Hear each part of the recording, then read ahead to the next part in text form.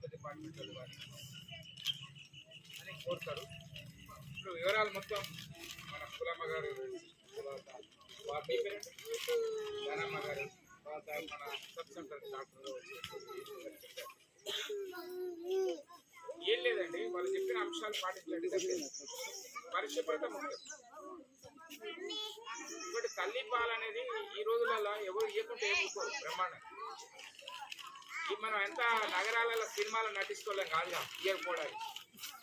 మనమంతా కూడా పల్లెటూర్లలో భూమిని ముద్దాడుతూ మట్టిని ముద్దాడుతూ పనిచేసే వాళ్ళం. కాబట్టి మనం ఏ అపసోపాలకు పోకుండా ఖచ్చితంగా మన బిడ్డలకు మనం పాలిస్తాం.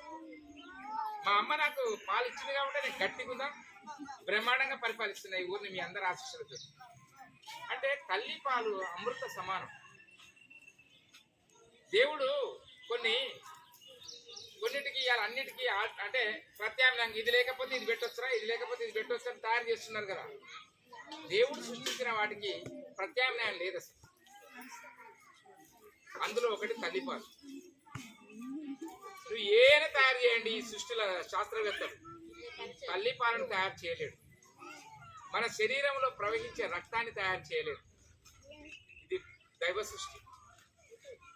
కాబట్టి వాళ్ళు చెప్పినట్టుగా ఏం లేదమ్మా, పరిశుభ్రత పాటించాలి.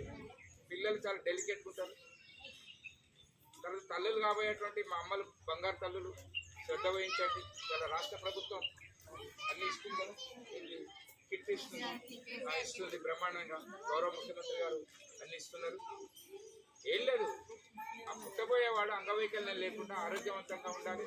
ఆ పుట్టిన వాడికి చక్కనైన పాలిచ్చి, అమృతం లాంటి తల్లి పాలిచ్చి వాడిని పెంచితే వాడు అద్భుతమైనటువంటి ఓ పౌరుడిగా, ఓ సైనికుడిలా, ఓ గొప్ప వ్యక్తిగా తయారవుతాడు. ఈ దేశానికి సేవ చేస్తాడు. మరి భగవంతుడు మీకు ఆ శక్తిని ఇవ్వాలని, మిమ్మల్ని దీవించాలని కోరుతూ ఈ అవకాశం ఇచ్చినటువంటి అంగన్వాడీ టీచర్స్, డాక్టర్ అమ్మకి, మా హెల్త్ సెంటర్ వాళ్ళకి థ్యాంక్ యూ.